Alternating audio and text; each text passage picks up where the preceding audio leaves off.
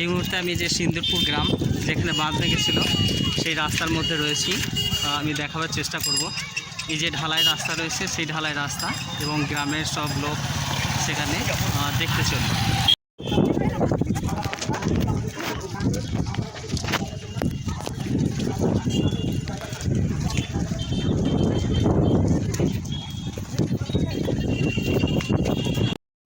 গ্রামের প্রচুর জনগণ সিন্দুরপুরের সেই যেখানে বাঁধ ভেঙেছিল সেটা দেখে আসছে, ওই সাইডে পড়ছে এবং ওইখান থেকে সবাই আবার বাড়ি ফিরছে। আর আমি এই মুহূর্তে বাঁধের উপরে রয়েছি, এটা হচ্ছে সেই বাঁধের উপর। ওই দূরে অজয় নদী দেখতে পাচ্ছি আমরা, এটা হচ্ছে বাঁধ। সবাই যেখানে বাঁধ ভেঙেছিল সেটা দেখার জন্য অ্যাকচুয়াল চলল এবং দেখার পর সবাই ফিরছে এবং বাঁধের মধ্যেও প্রচুর জনগণ রয়েছে। এটা হচ্ছে সেই নদী দূর প্রান্তে যেটা রয়েছে, যেখানে 30শে সেপ্টেম্বরের আগে প্রচুর জল ছিল। এই মুহূর্তে অ্যাকচুয়াল যে সিন্দুরপুর গ্রাম, সিন্দুরপুর গ্রামের আমি যে বাঁধ রয়েছে সেই বাঁধের উপরে আছি। আর কিছু বিশেষ বলার নেই, কারণ আমি যেটা বন্ধু রয়েছে আমার অনেক পরিচিত, আমি জানতাম না যে এখানেই বাড়ি। আর শোনার পর অ্যাকচুয়াল আমি কি বলবো সেটা আমি ভাবছি। এখানে সব তাঁবু রয়েছে, তাঁবুগুলো আমি পরে আরও সুন্দর দেখাও পারলে। কতটা কষ্টের মধ্যে রয়েছে এখানে। আমার ওই দাদা বন্ধু যে রয়েছে তার ফ্যামিলি রয়েছে এবং এখানে যে আরও অন্যান্য যে পশু রয়েছে, ছাগল রয়েছে, সেগুলো সবই তাঁবুর মধ্যে এবং খুবই কষ্টের মধ্যে। আমার তো মনে হচ্ছে জাস্ট এখানে দেখতেই পাওয়া যাচ্ছে এগুলো যে বৃষ্টি হলেও মনে হয় বা হাওয়া যখন দেবে সেগুলো কিন্তু ঠিকঠাক হয়তো রক্ষা করতে পারবে না। তিরপলটা একবারেই দুর্বল, আর দুর্বল না হলেও সেটা বিশেষভাবে কীভাবে রক্ষা করবে যতটা আমরা ছাদের নিচে যেরকম থাকি।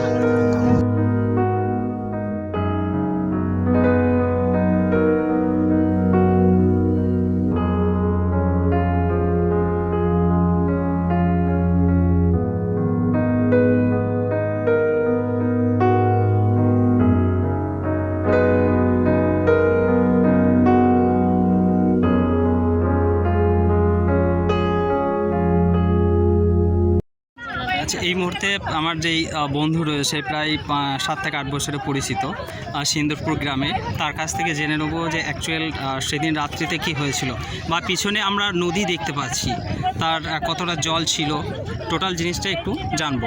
বা কখন ভাঙে এটা? এই পর্যন্ত জল ছিল এবং আমরা সব গ্রামে বাঁধে ছিলাম, আমাদের গ্রামে ব্লক হয়ে গিয়েছিল বাঁধ। তারপর আমাদের গ্রামের বাঁধ আমরা বাগাইতে পারি, সেই জন্য আমাদের বাঁধ ভেঙে যায়। তো আমাদের গ্রাম থেকে যা কিচ্ছু নয় আমাদের, এমনকি খাওয়া থালা বাটি রাত্রিতে কখন ভাঙে বাঁধটা? ভোর 3টের সময় আমাদের বাঁধ ভাঙে, ভোর 3টে দিকে। তো আমাদের ঘর বাড়ি সব ভেঙে চুরমার হয়ে যাচ্ছে। স্থানীয় প্রশাসন, স্থানীয় পঞ্চায়েতের নেতৃত্বে আমাদের টিকল খাওয়া দাওয়া সব ওনারা ব্যবস্থা করছেন এবং আমাদের একটা বাড়ি হলে ভালো হয় এবং খাওয়া দাওয়ার আমাদের কোনো প্রবলেম নেই। এখন পঞ্চায়েতের নেতৃত্বে, স্থানীয় নেতৃত্বে আমাদের এখন গ্রামে প্রশাসন হেল্প করছে, তাহলে আমাদের গ্রাম পঞ্চায়েত বা ব্লক যেটা রয়েছে সব কিছু ব্যবস্থা করে দিচ্ছে। জল কথাটা উঠেছিল নদীর বাঁধের উপর, নদী জল হাত 3-4 ছিল, প্রচুর জল ছিল, হাত 3-4 ছিল। আচ্ছা, 4 হাত মতো ছিল আর বাকি সব জলে ভাসছিল।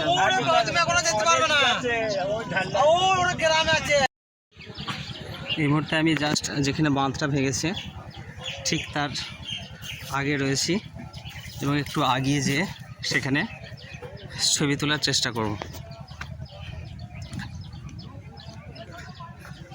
এই হচ্ছে সেখানটা যেখানে বন্যার দিন বাঁধ ভেঙেছিল।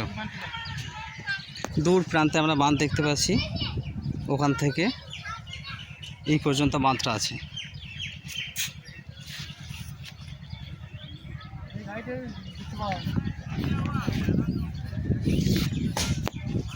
এখন আমি একটু নিচের দিকে নামবো।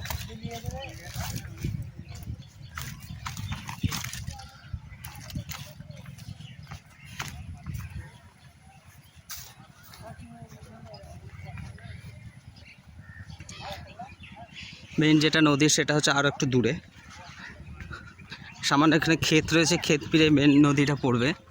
আর এখানে জল আছে, না হলে হয়তো ওখানে আগিয়ে যেতাম।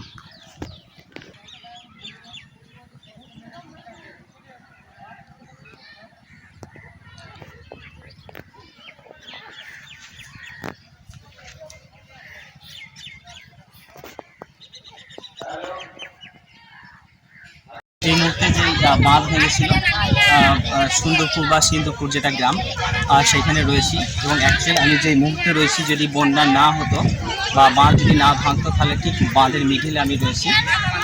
প্রান্তে ওটা বাঁধ রয়েছে এবং বাঁধটা ভাঙা ছিল, যে জল ছিল সেই জলটা এই সাইড দিয়ে যায়।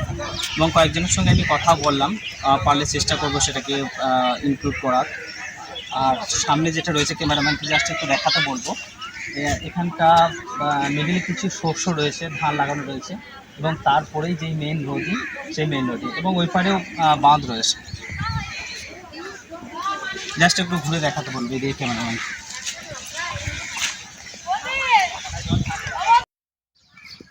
এই মুহূর্তে যেটা অ্যাকচুয়াল মেন বাঁধ, সেই বাঁধের উপর রয়েছি, বন্যা হওয়ার আগে মুহূর্তে যেটা ছিল। এবং এইখান থেকেই নদীর জল সমস্ত বের হয়ে নানোর যেই এলাকা রয়েছে সেখানে প্লাবিত হয়। উপরে সব নদী বাঁধের উপর দাঁড়িয়ে আছে, এগুলো পুরো জল বের হয়েছে এদিকে।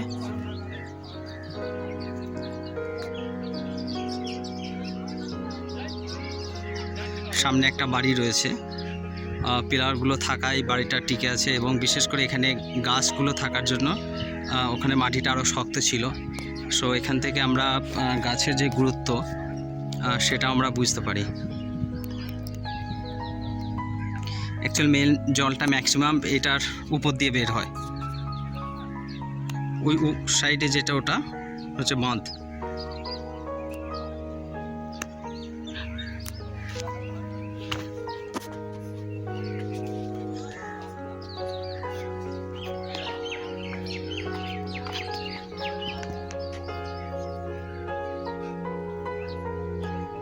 সামনে এটা ম্যাক্সিমাম এখানে গ্রাম, যেটা মেন গ্রাম সেটাই ছিল, এবং সমস্ত পাকা ঘরগুলো ভেঙে গিয়েছে।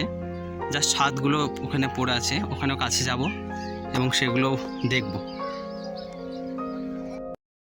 তাহলে এইটা তো মেন বাঁধ ছিল। আর তাহলে বাঁধের সাইডে আপনাদের বাড়ি ছিল, ওই যেগুলো রয়েছে ওইখানে মেন গ্রাম।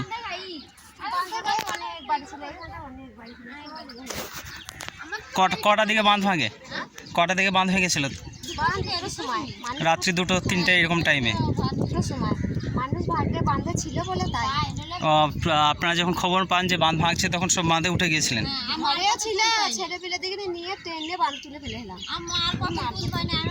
সব চলে গেছে। তাহলে আপনাদের কাগজপত্র বা ধরুন যেগুলো দলিলপত্র, সেগুলো কিছু সব চলে গেছে? বা আরও আসবাবপত্র যেগুলো, সেগুলো সব চলে গেছে ধুয়ে? সেগুলো বের করতে পারেনি তখন? আচ্ছা আচ্ছা, যেটাই ছিলেন একটাই ড্রেস, সেই মুহূর্তেই চলে গেছে। এগুলো সব বাড়ি ছিল এখানটা, যেই পিলারগুলো শুধুমাত্র আছে, বাকি পুরোটাই ভেঙে চলে গেছে। আর ওটা নলকূপ ছিল, মিনি সাবমার্সিবল।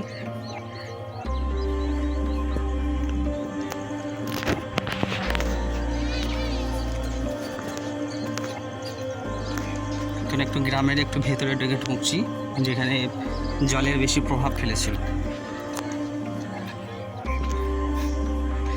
এখানে একটা বাড়ির যেই ধ্বংসাবশেষ রয়েছে সেটা পড়ে রয়েছে,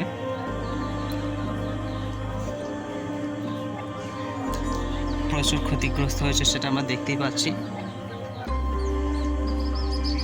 শুধুমাত্র যে পিলার, সেই পিলারগুলো পড়ে রয়েছে।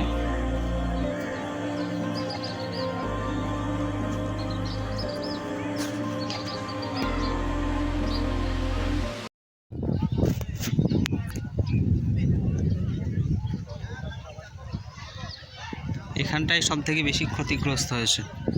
গ্রামের এই অংশটায় সব থেকে বেশি বাড়ি রয়েছে, যদিও সেগুলো পাকা বাড়ি, কিন্তু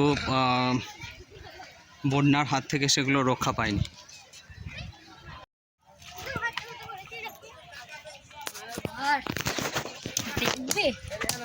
কোথায় বাড়ি ভাই তোর? কোথায় বাড়ি তোমার? এখানেই বাড়ি? কোনখানটায় তোমাদের ঘর ছিল? ঘর আছে না ভেঙে গেছে? পুরোটা ভেঙে গিয়েছে। এখন কোথায় আছো? বাঁধের উপরে আছো।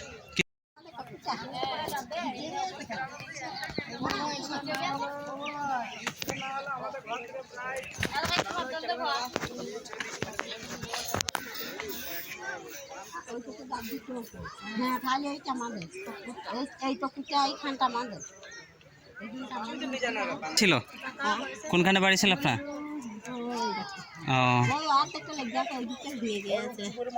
ওই যেটা রয়েছে, আচ্ছা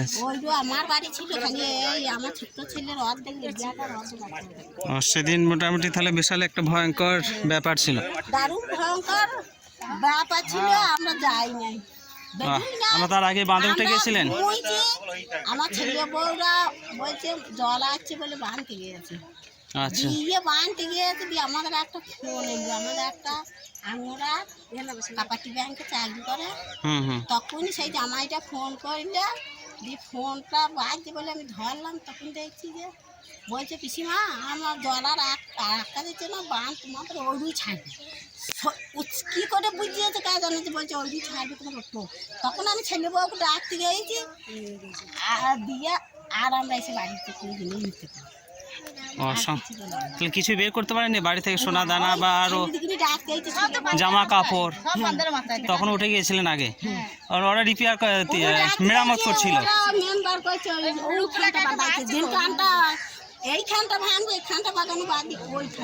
তখন তো বুঝতে পারেনি ব্যাপারটা যে কোথায় ভাঙবে।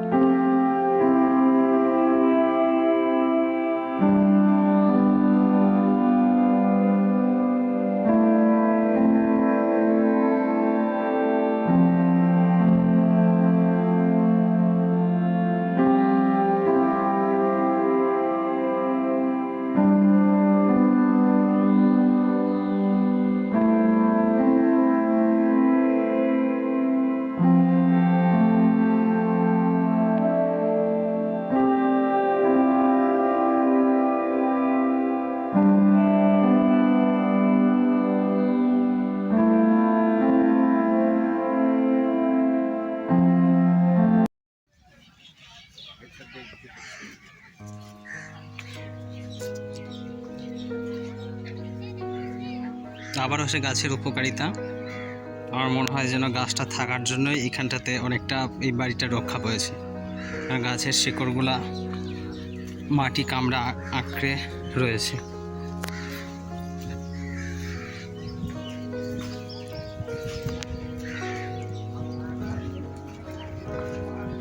এখানে একটা বাড়ি রয়েছে,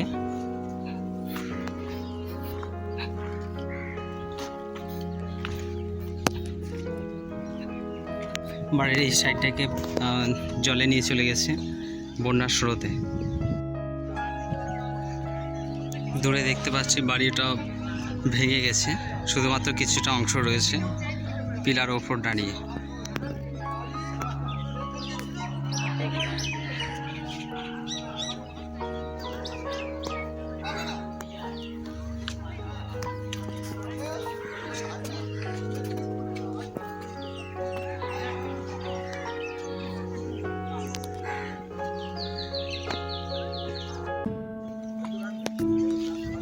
একটা মিনি সাবমার্সিবল।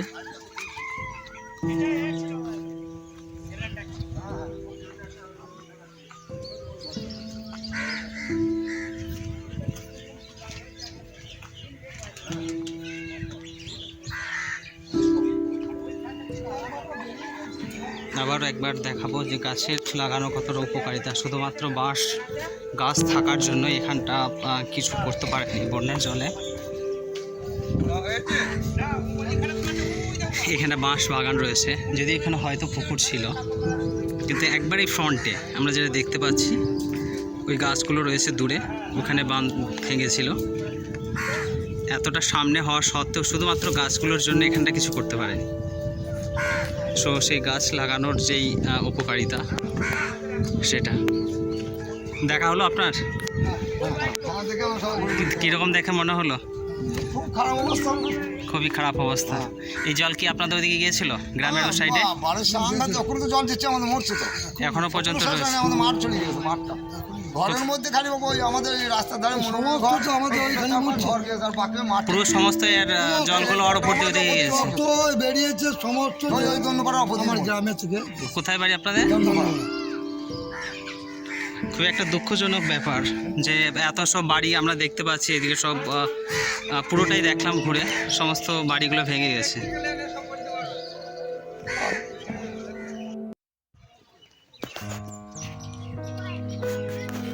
এখানে কিছু বই পড়ে রয়েছে, দেখে খুবই খারাপ লাগছে।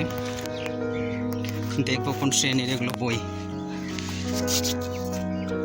সপ্তম শ্রেণীর বই, গণিত প্রভা।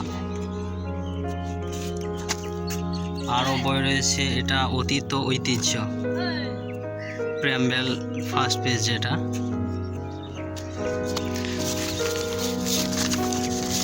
তারপর এটা রয়েছে ইংলিশ, এটা ইংলিশ বই। আরও কিছু বই রয়েছে।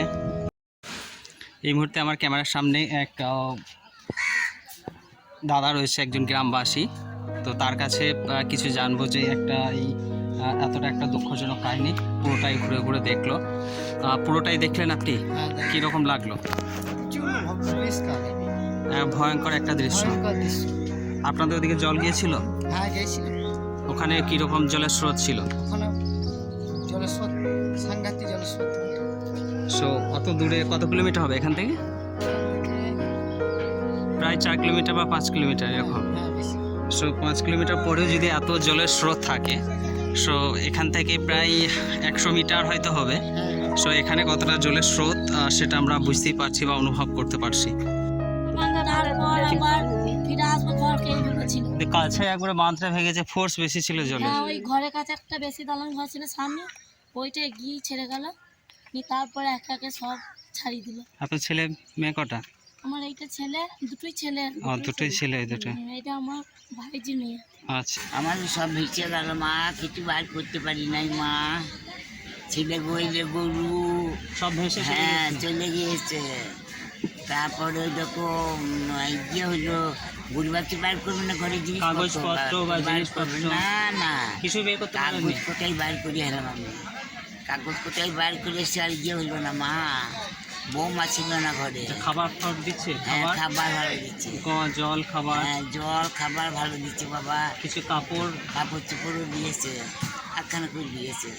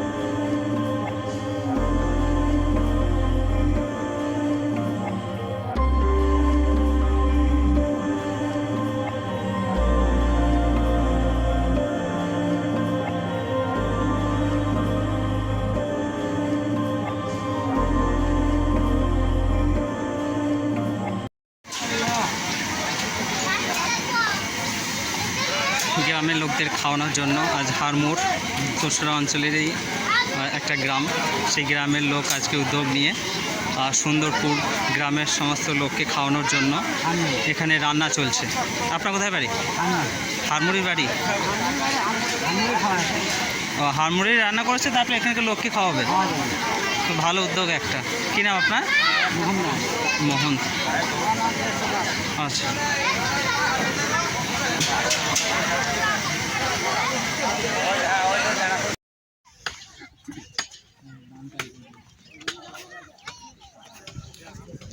ঘর তৈরি কাজ চলছে।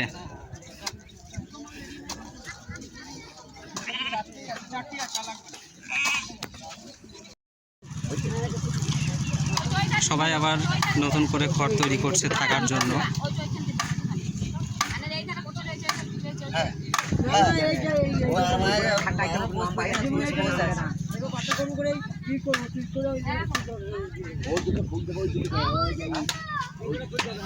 এখানে ওই বাঁধটা ভেঙেছিল, ওইখানটা আপনাদের বাড়ি ছিল?